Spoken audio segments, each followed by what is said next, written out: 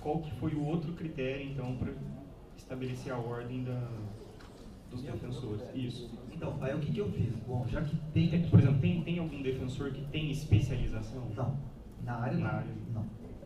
Então, assim, todos atuam na área civil. Aí o que eu pensei? Aquele que tem mais tempo de atuação na área civil. Aí foi onde eu tirei acho que foi a Valéria, que teria atuado mais tempo na execução penal do que na área civil. Então, foi onde eu tirei a Valéria. Aí fiquei, então, com mais tempo na área civil. Aí eu peguei quem teve atuação no tribunal como assessor civil. Aí eu tirei 2. Aí desses 2, eu fiz o cálculo assim. Quem tem mais tempo de defensoria de São Paulo? Que conhecer mais. Aí foi onde eu tirei entre a Liliane e o Renato.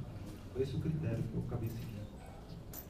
Especialização ninguém tem. Ninguém constitucional, não, civil. tem uma que tem uma especialização, mas ela não fala qual que é. Então eu falei assim, eu não vou fazer diligência para descobrir qual que é a especialização dela. Que eu acho que é a Letícia Branquinho, acho que é essa que falou da especialização. Oi? Não, ela fala especialização. Especialização. Na Emerge, né? Curso de especialização na Emerge, fala isso. Não junta, não.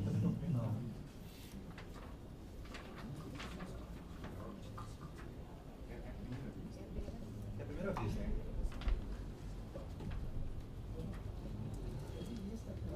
Se quiser pedir de novo. Não, se quiser pedir, pede. Ó, quer ver, ó. Acho que o voto da Kátia, ela acabou discriminando bem, ó.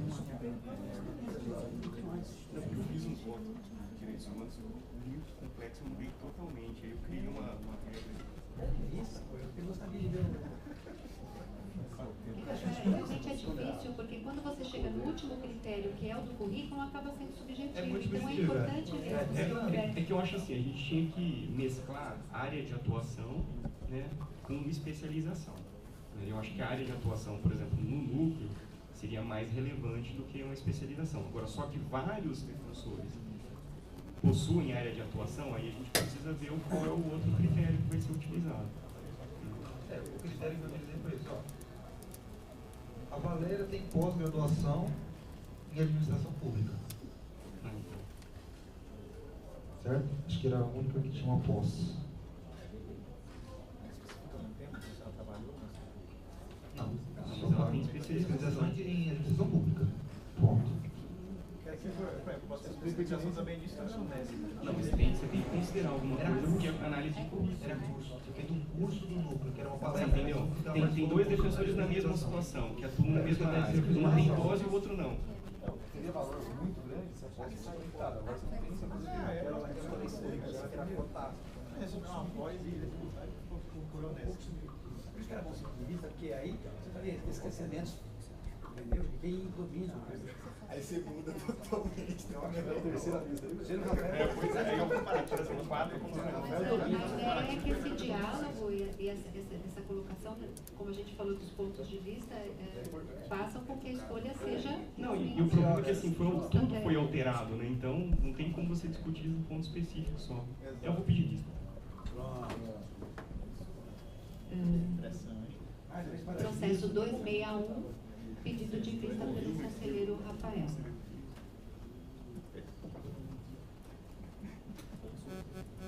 Seguindo a ordem aqui dos pedidos de inversão, o seguinte seria o 286 de 14, tá? Daquele pedido feito inicialmente quando ainda o defensor público geral estava aqui anotando. Agora, a justificativa, Rafael Bessa, para a urgência desse processo? Então, eu queria dividir com os conselheiros, assim, eu entendo que sim. É um pedido dos defensores do Jabaquara, assinado por todos os defensores, de alteração da unidade para outra regional. E uma das justificativas do pedido é que na atual conjuntura, eles sofrem diversos problemas administrativos e de logística pertencendo a outra coordenadoria. Desde afastamentos que eles têm que pedir para outro coordenador que está em outra unidade, e em razão da distância, há vários entraves aí administrativos. Então, eu queria pelo menos ler o meu voto, né, que já está pronto faz algum tempo, e aí se algum conselheiro entender que tem que pedir certeza eu entendo. Da segunda. Logo começa a dar um bom, você vai falar. Está com vista. Já está avistado. Então, nesse sentido aí, nesse sentido eu concordo, apesar de você mostrar tão urgente. Porque, Como? não, porque é o seguinte, o que eles alegam aqui, eles exemplificam a situação. Às vezes um defensor faz um pedido de férias e o coordenador ele analisa a alteração de pedido de férias depois que o defensor já está de férias. Porque ele está em outra unidade. Entendeu? Então todos os problemas administrativos que eles têm que resolver na unidade, embora esteja aqui no central, eles têm que pedir para a regional sul. Só fazer uma crédito que eu fui preocupado, eles querem ganhar. A gente tinha ainda vários problemas ainda lá, que fala até que o coordenador auxiliar na época, do Jabaquara, nem sei o pleito, porque eu nem tomei conhecimento dele, mas eu já tinha algumas questões, por exemplo, época de eleição. A gente tinha que votar lá em Santa Amaro. Aí você ia lá para Santa Amaro para votar, sendo que tinha uma urna do prédio da Liberdade 32. Eles citam isso também. Então tinha isso. Segundo ponto, teve uma época que a coordenadoria regional queria que o coordenador auxiliar fizesse o SPP e o SPA na unidade. Eu falei, gente, nós éramos uma unidade com 5 defensores, eles são uma unidade com 23, e ainda quer passar as coisas para a gente fazer. Eles tinham diretoria administrativa, diretor administrativo, ou oficiais, a gente nem oficial tinha na época, ele estava com um probleminha com o oficial, a gente conversava muito com ele então, segundo das clube na época. Então havia mesmo esse distanciamento muito grande com relação à regional, e não era demérito, era realmente problema físico, porque a unidade de Santo Amaro era tão grande, que ela lá consumia tanto o regional quanto o auxiliar. E aí a Jabaquara ficava amíngua. Horácio, você me permite só para reforçar o pedido aí de urgência, de inversão? Não, Você já está Acho quase que lendo o voto, concordaram, né? eu acho lendo o voto que e tá todos detalhado. concordaram com a colocação de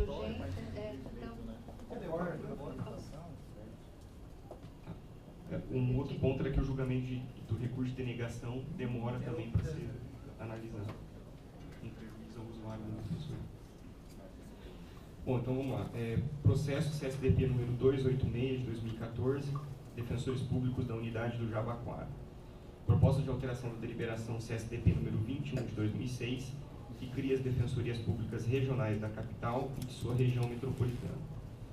Excelentíssima senhora presidente, excelentíssimos senhores conselheiros, versam os autos sobre proposta apresentada pelos defensores públicos Priscila Cimara Novaes, atual coordenadora auxiliar da unidade Jabaquara, Joana Maria de Castro Gonçalves Mono, Renata Lauante, Carlos Henrique Aciron Loureiro e Andréia Castilho Nami Haddad Barreto, itinerante em substituição à defensora Cristina Guelph, todos em exercício na unidade Jabaquara, com o intuito de alterar a deliberação CSDP número 21 de 2006, que criou as regionais da defensoria. Os proponentes pleiteiam a modificação da normativa para que a unidade Jabaquara passe a integrar a regional central da capital e não mais a regional sul. Argumentam que a divisão estabelecida pela deliberação número 21 de 2006 foi criada levando-se em consideração 1. A necessidade de criação das defensorias públicas regionais da capital e da região metropolitana da capital. 2. O critério de prioridade para as regiões com maiores índices de exclusão social e adensamento populacional. E 3. O aproveitamento da estrutura que já existia na Procuradoria de Assistência Judiciária, órgão da Procuradoria-Geral do Estado.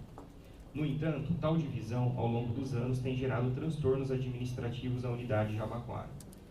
Conforme disposto no artigo 4º da deliberação número 21 de 2006, a Defensoria Pública Regional Sul compreenderá a área territorial abrangida pelos foros regionais de Santo Amaro, Capela do Socorro, Mboimirim, Ipiranga, Jabaquara e Foro Distrital de Parelheiros.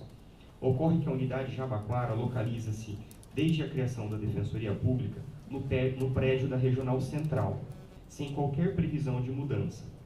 Portanto, todos os problemas de infraestrutura, empréstimo de material, de viatura e de serviços da unidade Jabaquara são solucionados, segundo os requerentes, pela boa vontade do coordenador da Regional Central. Além disso, outras atividades são desempenhadas em conjunto com unidades que compõem a Regional Central, como, por exemplo, o atendimento pelo Polo Civil e Família, bem como o acúmulo de funções e substituições, no caso de férias e afastamentos. Como se não bastasse, a unidade de Jabaquara enfrenta diversas dificuldades por pertencer à Regional Sul, como 1. O fato de, nas eleições, os defensores da unidade terem que votar em Santo Amaro, apesar de haver urna de votação e eleição no prédio em que desempenham suas atividades. 2. O pedido de férias, alterações, compensações e licenças demorar para chegar ao conhecimento da segunda subdefensoria, ao ponto de o defensor gozar férias antes de sua autorização. 3. O julgamento de recursos de denegação demorar, com efetivo prejuízo ao usuário da defensoria, dentre outros problemas. Os proponentes sustentam que todos esses entraves poderiam ser solucionados com a alteração da regional a que pertence a unidade Jabaquara, passando a estar compreendida na regional central. Ressaltam ainda que mesmo que a unidade Jabaquara passe a ter uma sede própria, próxima ao Fórum do Jabaquara, esta estaria muito mais perto da regional central do que da regional sul, uma vez que aquela se localiza aproximadamente 6,3 km de distância do Fórum, enquanto que a regional sul está localizada a aproximadamente 13 km, ou seja, o dobro da distância, conforme demonstra o mapa e direções apontadas pelo Google Maps nos documentos de folhas 8/11.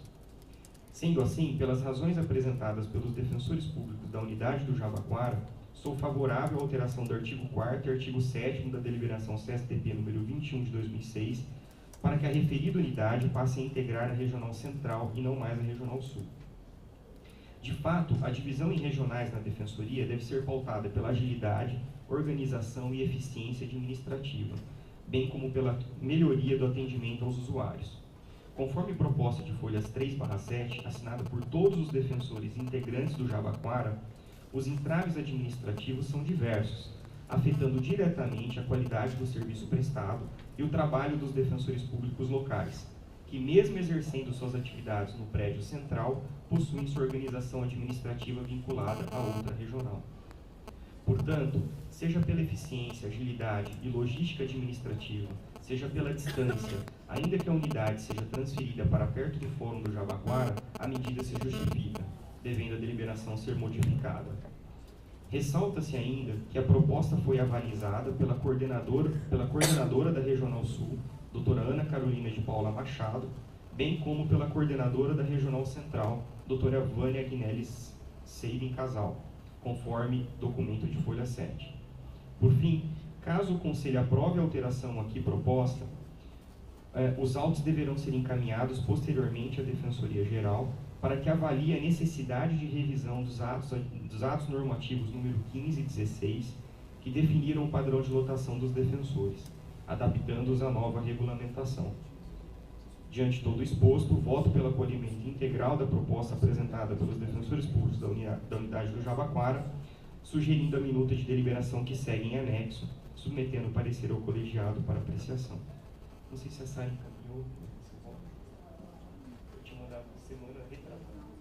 Achei que ele ia propor ainda na segunda, já nem propôs, já foi direto, tá vendo? Tem uma minuta de deliberação. O voto do conselheiro, acho importante uns dias aí para a gente poder analisar. Acho que é uma demanda antiga, né? O que é curioso é que isso nunca ocorreu, mas há muito tempo que se fala isso, então eu tenho que avaliar um pouco melhor por que isso nunca foi aprovado, né? Depois de tanto tempo. Acho que nunca foi proposto. É curiosidade. Então, se não foi proposto, acho que é porque sabia que não ia ser aprovado. Não, o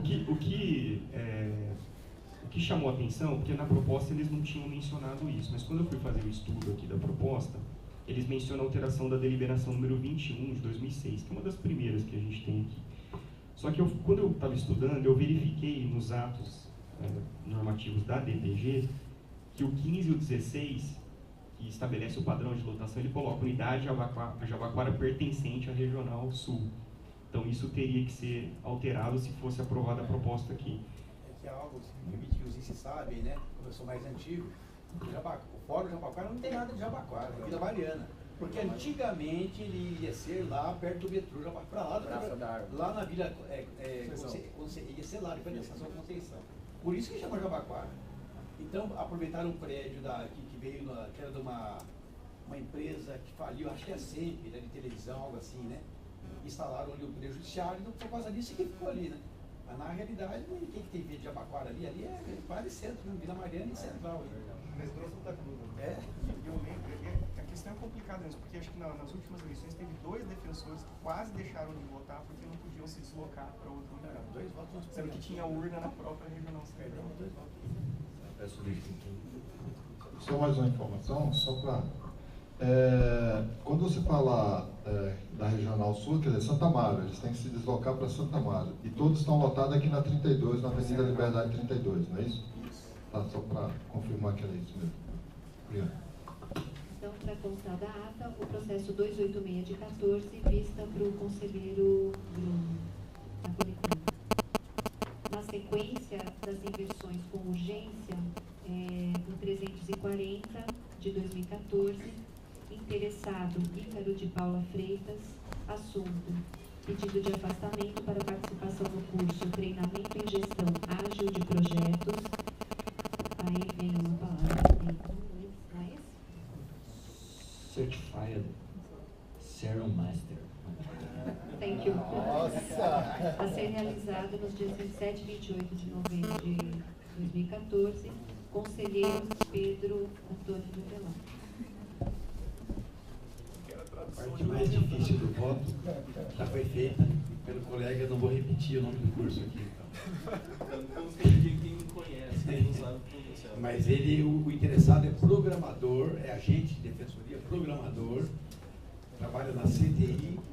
Eu fiz um voto de 4 parágrafos, bem curtinho. Todos os requisitos da deliberação 183 estão aqui atendidos.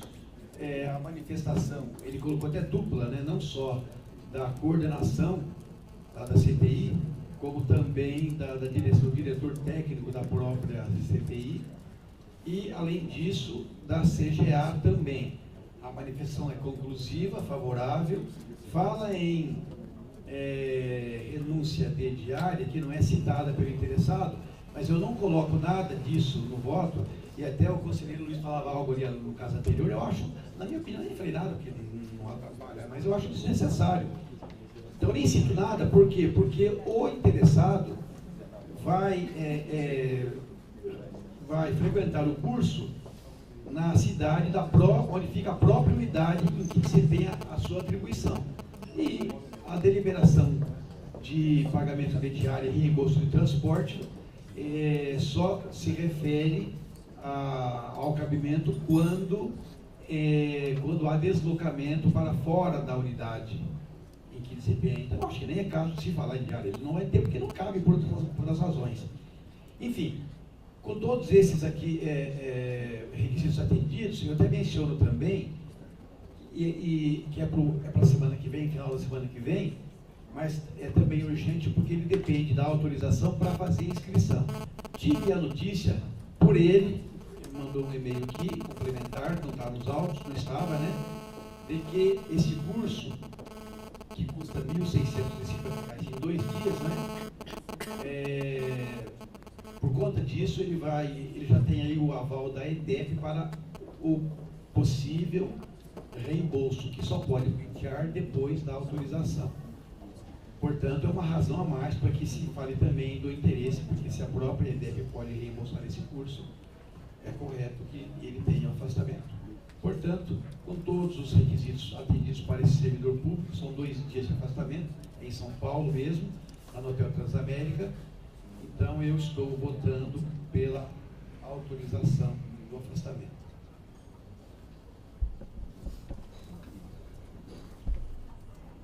Alguma manifestação a respeito? Então, colocando em votação o voto do relator, quem concorda com o voto, mantém-se como está. Aprovado por unanimidade. Conselheiros, eu queria fazer uma sugestão. O conselheiro Alexandre sugeriu a votação de 114 de 2014. Olhando aqui a pauta, salvo o melhor juízo, antes dele, se a gente fosse seguir a ordem, só teria um processo com voto que é pedido de vista de minha parte, referente ao regimento interno dos servidores. É um processo muito antigo que o doutor Alexandre também já deu voto. É um voto não muito extenso, tem 3 páginas aqui. Se puder seguir a ordem, se seu aqui. Vota os 2. Bom. 359, 2013. Preciso apresentar ou já está apresentado? Excelentíssimos conselheiros, trata-se de proposta formulada pela primeira Subdefensoria Pública Geral, visando a alteração da deliberação número 111/2009, que institui o regimento interno dos servidores públicos da Defensoria.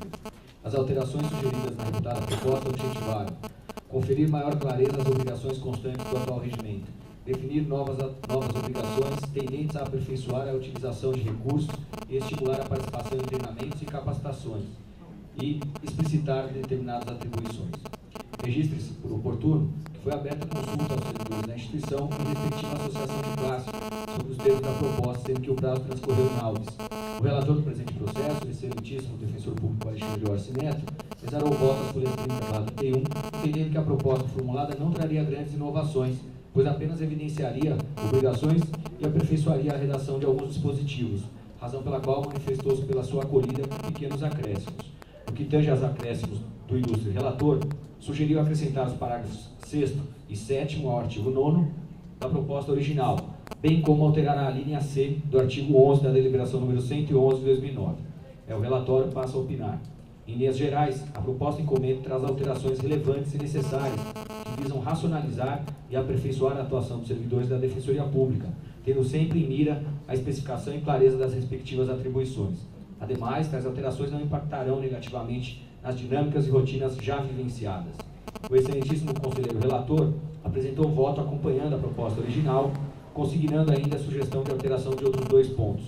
O primeiro deles versa sobre a inclusão do parágrafo 6º e parágrafo 7º ao artigo 9º da deliberação em análise, com a finalidade de incluir expressamente a possibilidade de participação dos oficiais de defensoria em plantões judiciários na área de circunscrição judiciária em que se encontra situada a sua unidade, desde que haja prévio requerimento do coordenador regional, seguido de designação do defensor público geral.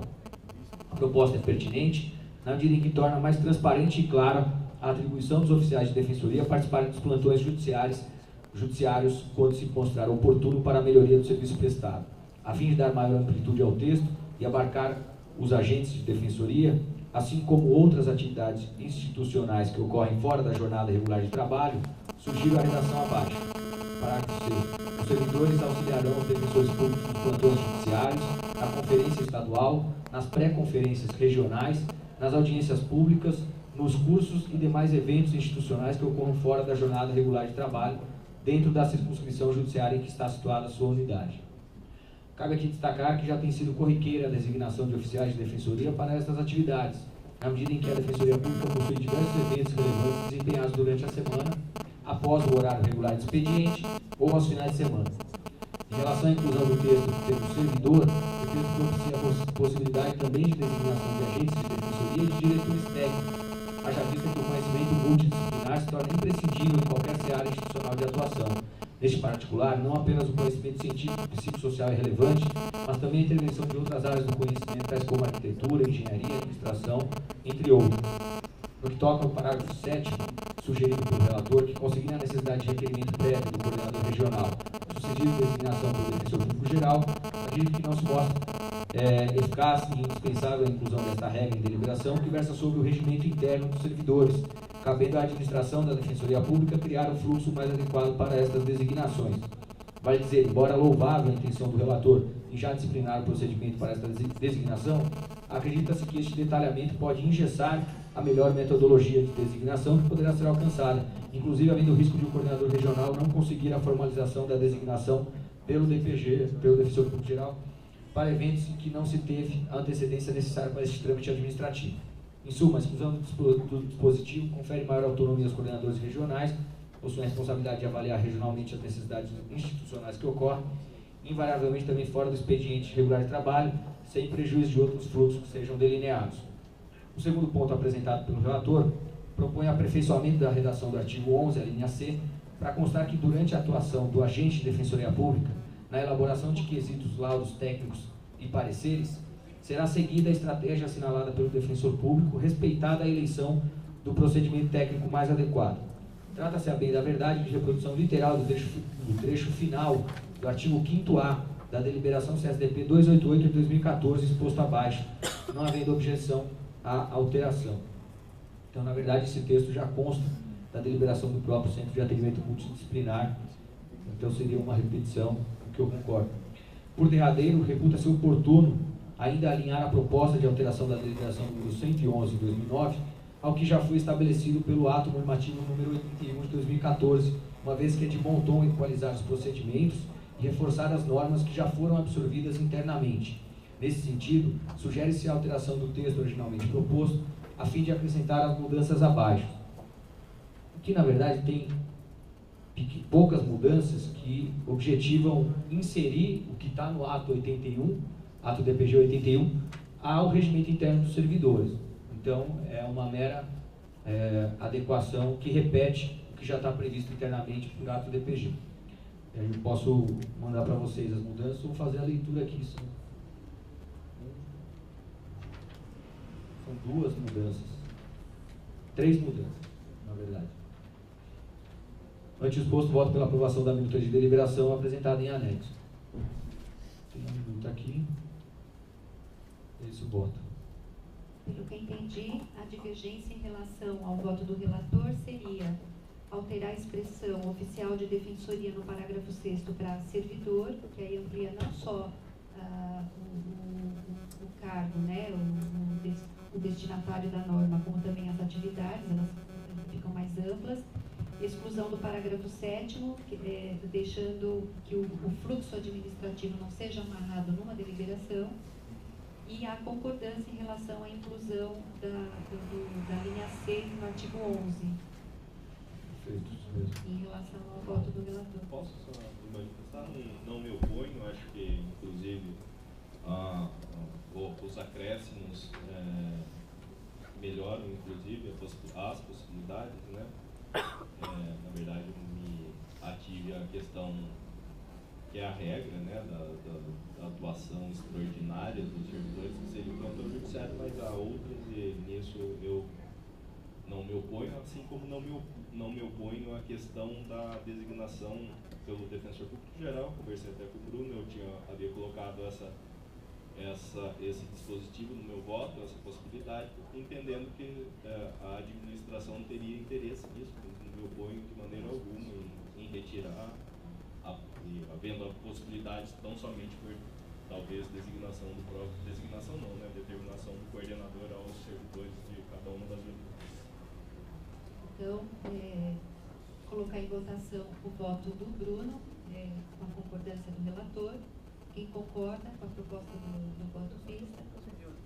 Dois esclarecimentos só. Então, assim, com a questão do não DPG fazer a designação, quem faria a designação é o coordenador regional, é isso? Por hora, até que haja algum ato DPG que crie um fluxo, que eu entendo que é uma questão administrativa de responsabilidade da Defensoria Pública Geral, a gente não precisaria colocar numa deliberação. Pode ser que a gente determine por meio de ato DPG que vai ter algum tipo de fluxo, mas isso costuma ser, tal como nos plantões judiciários dos defensores, regulado por ato DPG. Então a ideia é só manter a matéria para a administração. Por hora, já acontece, né? Por hora, os defensores, por exemplo, precisam para pré-conferência. O diretor regional escala. Como não tem impacto orçamentário atualmente, porque é regime de compensação, a própria unidade que vai ponderar essa compensação no futuro. Se houver a possibilidade de gratificação no futuro, sem dúvida nenhuma, vai ter que haver algum controle administrativo pela Defensoria Geral. Mas por hora, sendo compensação, acho que pode seguir da maneira que está. Algumas unidades até consultam as SUBs, outras não. Eu fiz essa pergunta até por conta disso, porque eu ia perguntar com relação a essa retribuição para os servidores, né? Porque eu estou com um procedimento que acho que acabou sendo autônomo, que foi proposto no Conselho, para regular exatamente a participação dos servidores no plantão de recesso de final de ano. Então acho que até que seria o caso de depois manifestar como prejudicado lá, uma vez que já está definido. Não sei se depois até... Eu queria até depois pedir o voto, até para ver se eu consigo ver se já dá para dar um prejudicado ou não, né? Porque lá eu estava partindo para uma linha do seguinte, como que a gente regulamentaria isso só com a questão da compensação, ou se a gente faria uma proposta de indenização pelo serviço, né? E aí eu fiz um levantamento de como que o TJ faz nos plantões judiciários com os escreventes, que eu achei até interessante, talvez do ponto de vista econômico nosso, institucional, porque eles pagam como dia trabalhado. Eles pagam o dia trabalhado, então eles consideram um dia da remuneração do servidor e paga para quem trabalha, por exemplo, no plantão judiciário. Qual a diferença? Porque como ele só trabalha 4 horas, paga em dobro, então paga um dia completo por dia de plantão judiciário. Ou compensa. Né? Então, assim, acho que seria interessante.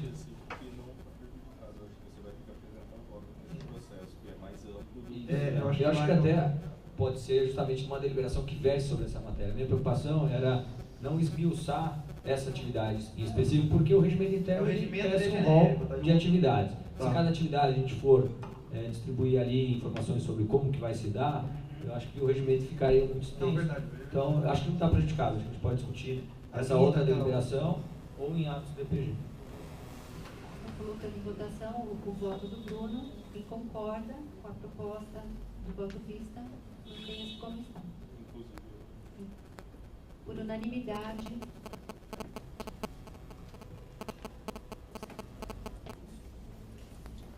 Próxima inversão, apesar de que ele tenha uma sequência, mas está interpolado, o processo 114 de 2014, ele vem sendo prorrogado nas últimas sessões e vai ser apresentado o voto vista do conselheiro Alexandre Orsi. Trata-se de proposta do interessado César Augusto Luiz Leonardo, uma proposta de deliberação que concede afastamento, verba de representação e possibilita a nomeação de defensor público assessor aos conselheiros eleitos no âmbito do Conselho Superior da Defensoria Pública de São Paulo.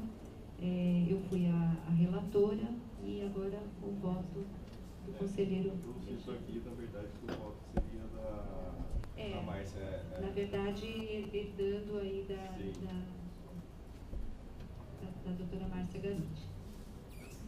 Excelentíssimo presidente, excelentíssimos conselheiros, cuida-se de proposta de deliberação que concede afastamento, verba de representação e possibilita a nomeação de defensor público assessor aos conselheiros eleitos, além de regulamentar a requisição de servidores com a mesma finalidade encetada pelo excelentíssimo defensor público, Dr. César Augusto Luiz Leonardo. O proponente considera que, pela importância do papel institucional que ocupa este Conselho e de suas decisões, bem como pelo dispêndio de tempo que a elaboração de votos e estudo de propostas apresentadas ao colegiado, é necessário que seus membros disponham de afastamento parcial de suas atribuições ordinárias para tanto consistente em 2 dias, sem prejuízo dos afastamentos para participação nas sessões e eventos do colegiado. Outro sim entende essencial a designação de defensor público assessor a ser afastado integralmente para auxiliar o conselheiro eleito, uma vez que os conselheiros natos contam com referido auxílio. Requer ainda a regulamentação para que servidores auxiliem os conselheiros eleitos em seus mistérios.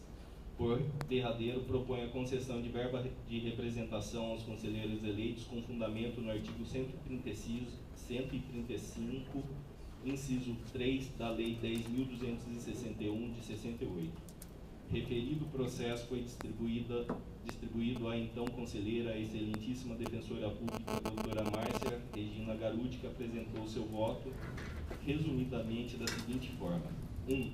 Afastamento parcial das atribuições ordinárias dos conselheiros eleitos. Voto contrário por ausência de previsão legal. Designação de servidor para auxiliar os conselheiros eleitos em seus mistérios. Entende que o artigo 26, parágrafo 4º, inciso 2 de nossa lei orgânica não possibilita o afastamento permanente de servidores para auxiliarem os membros deste colegiado, mas em situações específicas a serem aqui regulamentadas.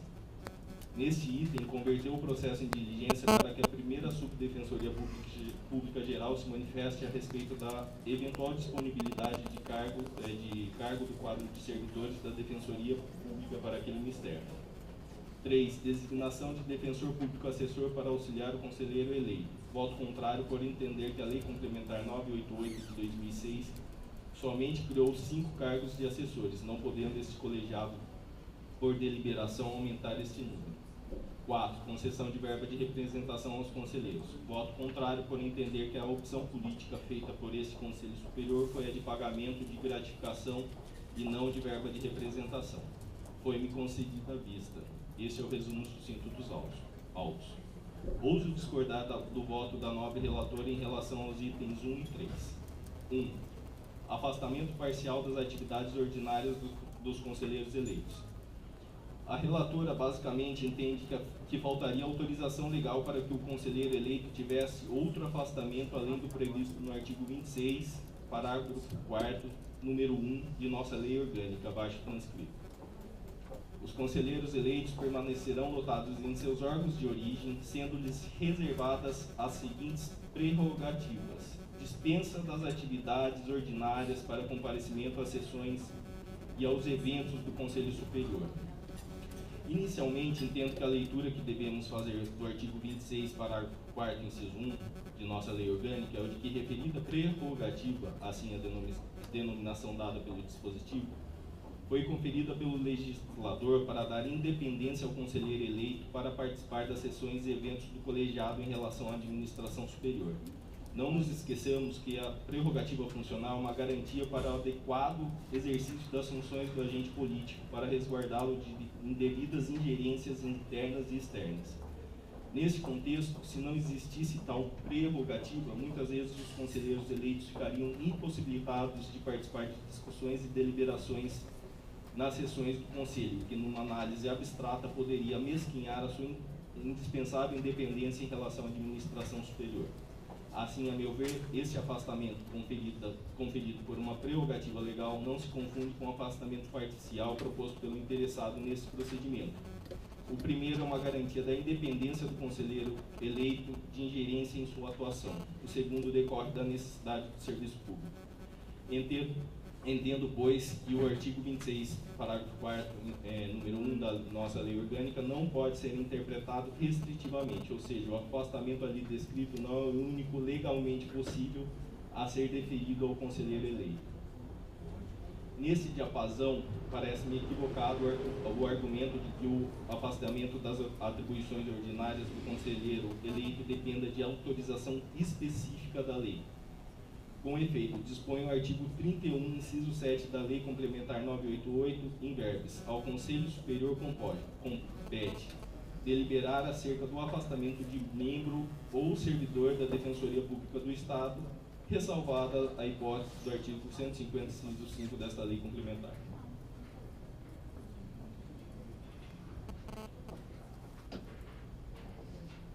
Como podemos verificar, esse colegiado possui a atribuição de deliberar acerca de afastamento de seus membros. Evidentemente que tais afastamentos devem ser respaldados por situações fáticas que evidenciem sua necessidade. Do contrário, este Conselho não poderia ter deliberado, como fez recentemente, deliberação 302/2014, sobre o afastamento semanal do defensor público que exerce a presidência da Comissão de Prerrogativas, uma vez que, a despeito da importância da medida função, não há lei que preveja especificamente referido afastamento.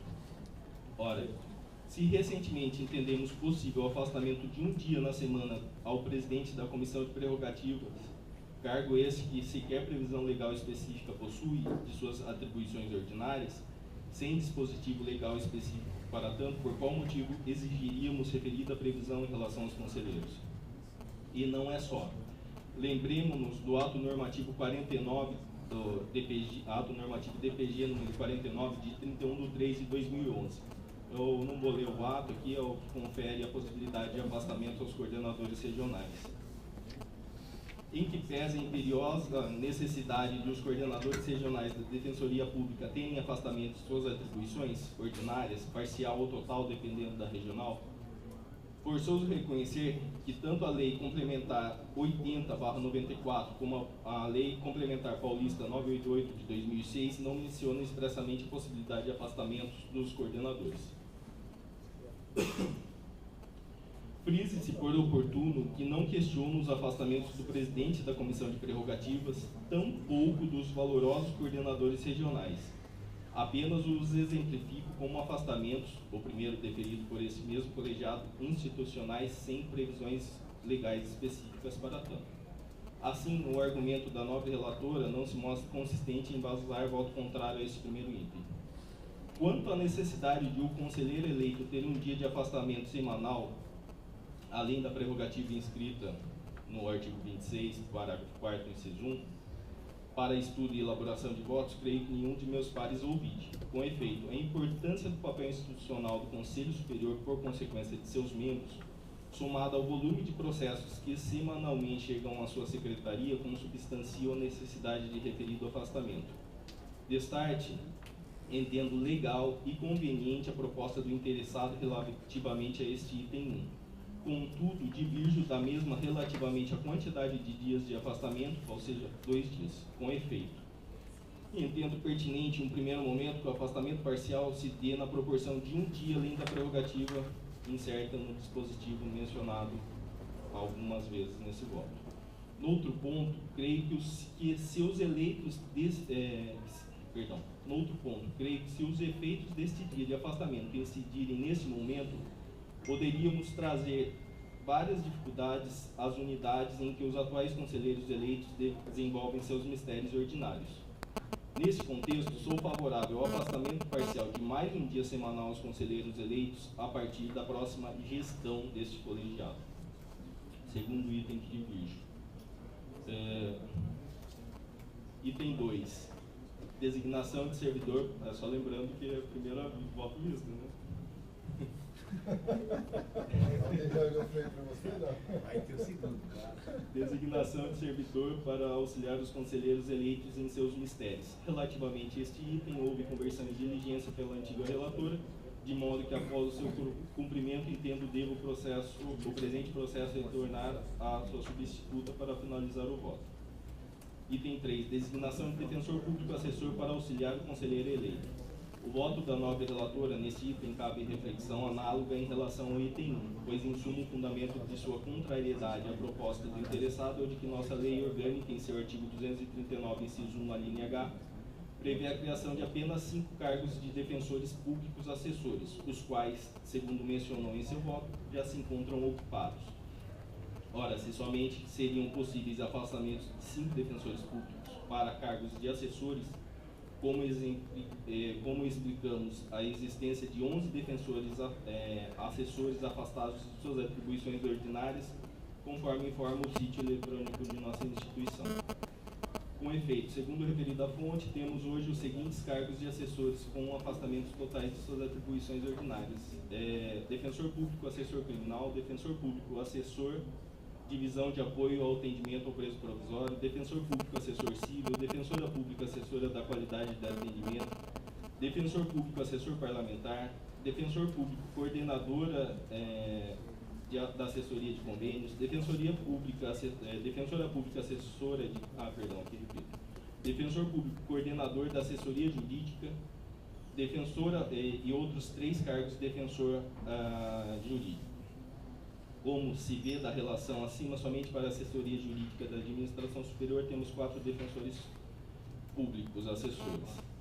Relembremos-nos ainda que a criação do cargo de defensor público assessor parlamentar se deu na atual gestão deste colegiado, na última distribuição de cargos referentes ao 6º concurso de ingresso de membros da instituição.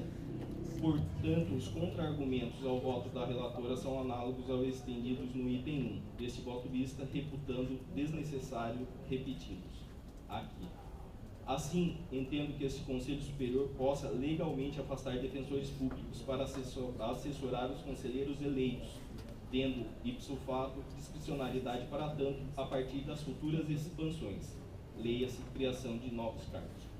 Porém, no campo da conveniência e da oportunidade, sou contrário, nesse momento de necessária e indispensável estruturação de nossa carreira, afastar defensores públicos para assessorar os conselheiros eleitos. Com efeito, não parece minimamente adequado pensar em 8 novos afastamentos, enquanto se discute, por exemplo, acabar com a nefasta existência da pauta dupla dos defensores públicos que atuam na área de conhecimento criminal, que, a meu ver, depende inevitavelmente da criação de cargos de itinerantes ou substitutos, por lei, mas itinerantes caberia a esse conselho, nas unidades da Defensoria Pública. A meu sentido, antes da devida estruturação das unidades criadas na Defensoria Pública, se mostra impertinente os afastamentos de cargos para assessorar os conselheiros eleitos. Destarte diverge do fundamento da falta de previsão legal do voto proferido pela eminente relatora, mas no mérito, discricionalidade sou contrária, nesse momento, à criação de cargos de assessores aos conselheiros eleitos. Com relação ao item 4, a verba de representação aos conselheiros, voto com a relatora, não divirjo. Do exposto, anteexposto, divirjo do voto da nobre relatora. Item 1, voto favoravelmente ao afastamento parcial de um dia semanal aos conselheiros eleitos a partir da próxima gestão desse colegiado. 2, embora entenda legalmente cabível a criação de cargos de defensores públicos assessores aos conselheiros eleitos por esse colegiado, voto contrário a tal proposição por entendê-la inadequada nesse momento. No mais, aguardo a diligência determinada e o complemento do voto da relatoria. E apresento a minuta com relação à possibilidade de afastamento parcial dos conselheiros. Eu tenho só uma dúvida para esclarecer. Eu não entendi algo, só para esclarecer uma dúvida curta. Não sei se algo se eu entendi mal. Na realidade, no pleito original, essa questão aí do assessor, vamos dizer assim, né? Eu estava entendendo que era um assessor para o colegiado. Mas pelo que você disse, é um para cada um. Para cada conselheiro. Está assim na proposta? O afastamento integral. Mas o conselheiro ele teria afastamento integral. Integral? Semana toda? Sim. Mais que o próprio conselheiro. E defensor? Defensor. Entendi. Aí não vai ter pauta. Capaz de chegar um dia que não tem nem pauta aqui. Vai estar tudo relatado. Quem vai pedir vista primeiro? Aí a gente pode fazer uma reunião. Não, a dúvida é se você divergiu em... Vou me inscrever? Faz Não, só esclarecer o voto. Só, você divergiu na questão do afastamento, né? Seria um afastamento semanal pelo seu voto. E na questão do assessor, você vota contra nesse momento, mas... Na verdade, eu voto pela possibilidade. Eu sou contrário ao argumento da não possibilidade, seria uma preliminar, mas da não possibilidade do Conselho enfrentar, mas sou contrário no mérito nesse momento. E quando eu digo esse momento, daqui para quando as unidades estiverem devidamente estruturadas. Esse é o meu voto. Eu acho que o Conselho tem a possibilidade de abstratamente criar os cargos de assessores, mas acho totalmente inadequado nesse momento, pensando No nisso. mérito da proposta, então, está sendo acolhido só um dia de afastamento por semana. Um dia mérito, e pelo meu voto a partir da próxima gestão. Além do dia do conselho, né? Além do dia do Conselho e dos demais.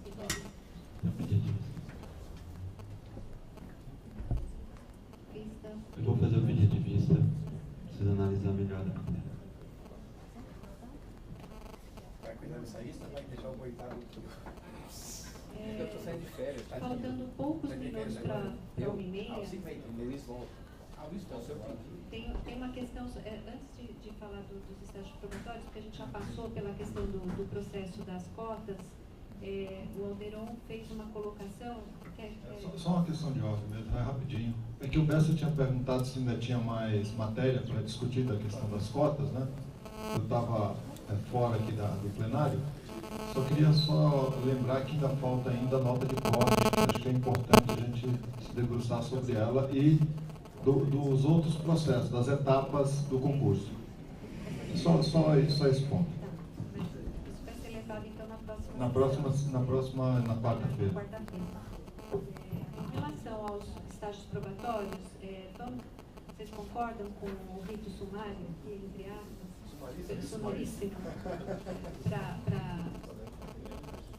estão com voto, Horácio? Ontem, às 19 horas, Bom, o processo, então, CAEP 4313 é o segundo relatório da defensora pública Fernanda Fernandes Gomes Roso. Assunto defensor público estágio probatório, relator conselheiro Bruno Miragaia, ele deixou o voto, então vamos. Deixa o voto? Só passar o. Então, só porque eu vou ver se tem alguém o Luiz Eduardo está aí? Então eu vou ler o segundo, vou passar para o segundo. O processo KF 52 de 2013, também é o segundo relatório. Interessada defensora Indrine Fontana Nordoin. Assunto, defensor público em estágio probatório, conselheiro Luiz Eduardo Toledo Coelho. Como nas vezes passadas, presidente, como há nenhum apontamento a ser feito no estágio probatório da defensora, eu entro na continuidade sem nenhuma grande debate sobre a causa. Todos de acordo com o voto do relator, aprovado por unanimidade. 3513, interessado Eduardo Terração. Assunto, defensor público em estágio probatório, conselheiro Horácio. Sem nenhum apontamento, sem nenhum impedimento, pela aprovação. Todos acompanham o voto do relator, aprovado por unanimidade. Processo CAEP 25 de 2013, também é o segundo relatório. Interessado Daniel Bidoia Donadi, conselheiro Horácio Xavier. Esse é a mesma coisa, eu só fiz um destaque nesse, porque no relatório dele ele fala do problema da climatização na unidade, a corregedoria acho que oficiou a segunda sub, então só para ficar essa ponderação de tomar o cuidado lá na questão de saber se está sendo feita a análise no resto. O ofício sai antes do processo ser distribuído para o conselho, Tá. inclusive com cópia para o próprio defensor público em estágio probatório. Todos estão de acordo com o relatório, com o voto, aprovado por unanimidade. Só para ter a sequência, o 71 de 2013, o Marcelo Dreio Vivas, defensor público em estágio probatório, conselheiro Horácio. Também sem nenhum apontamento, pela aprovação. Sem nenhum impedido também. Todos de acordo, aprovado por unanimidade. E voltando no processo 52 de 2013 da defensora Indrine, não, aqui é o primeiro, 43 de 2013, desculpem, Fernanda Fernandes. Voto do Bruno Miragaia, lido pelo Alexandre Horta. Voto do conselheiro Bruno Miragaia, ele vota pela continuidade do estágio probatório, diante do parecer favorável da corregedoria. Ele não está presente, mas o único impedido seria o conselheiro Wagner, que foi relator CAEP, o primeiro relator. Esse processo que estava na pauta, tem o da Isadora também. Ele não está na pauta, é o 53 de 2013. Eu estou com voto também. Aí seria 60. Estágio tem prazo. Então foi muito rápido esse, foi eficiente. Tem de 3 semanas ou 2 sessões. Foi minha eficiência. Vamos encaminhar o voto do Bruno Miragaia, se todos concordam, aprovado por unanimidade.